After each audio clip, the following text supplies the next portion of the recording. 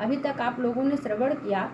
कि ऐरावत हाथी के साथ इंद्र को वृत्तासुर निगल जाता है और वृत्तासुर के पेट में इंद्र महीनों रहते हैं,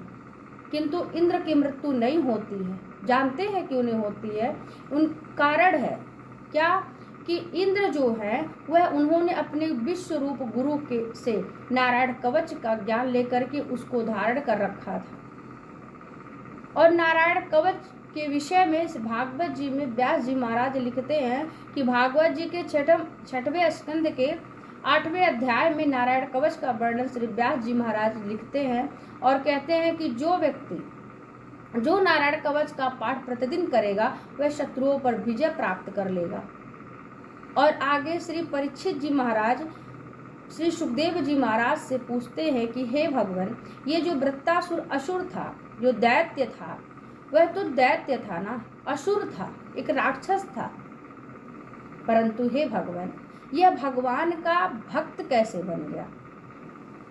तब श्री सुखदेव जी महाराज कहते हैं कि हे राजन, ये जो वृत्तासुर असुर था, दैत्य जो था, वह पूर्व जन्म में वह चित्रकेतु नामक एक राजा था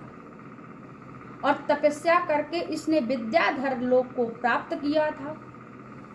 और एक दिन की बात है, भगवान शंकर का दर्शन करने के लिए गया तो देखा कि माता जगदम्बा की गोद में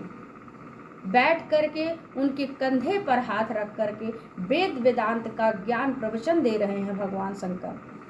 तब चित्रकेतु राजा ने भगवान शंकर और भवानी को देख करके हंसते हुए कहता है कि देखो, इन धर्माचार्यों को तो देखो, इनका क्या हाल है, जो स्वयं धर्माचार्यों का धर्म के विषय में समाज में बताते हैं, धर्म का उपदेश समाज में देते हैं, किंतु समाज में पत्नी के साथ कैसे रहना है,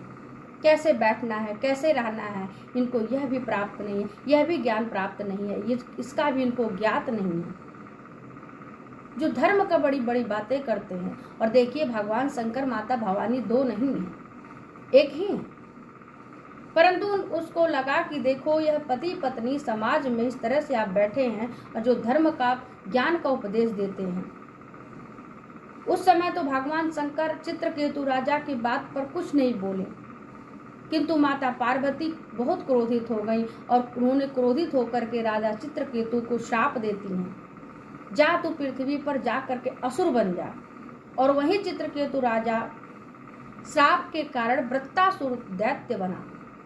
और जब माता भवानी चित्रकेतु को श्राप देती हैं तो उस समय चित्रकेतु जो राजा था रोते हुए माता पार्वती के पास गया, भगवान शंकर के पास गया और वह माता का चरण पकड़ लिया कि माँ मुझे क्षमा करो। तब माता कहती है, माता पार्वती की हे चित्रकेतु राजा, जाओ, तुम दैत्य होते हुए भी राक्षस होते हुए भी तुम्हें भगवान की भक्ति तुम्हारे ऊपर बनी रहेगी, भगवान की भक्ति तुम्हारे ऊपर रहेगी, तुम भगवान का भक्त रहोगे। श्री सुखदेव जी महाराज कहते हैं, राजन, तुम्हारे कहने पर ये जो वृत्तासुर का पूर्व जन्म था, ये कैसे दैत्य बना, इस वृत्तांत को मैंने विस्तार पूर्वक सुनाया। और इसी कारण ये जो वृत्तासुर असुर था, इसी माता जगदम्बा के श्राप के कारण वह असुर हो गया। असुर होते हुए भी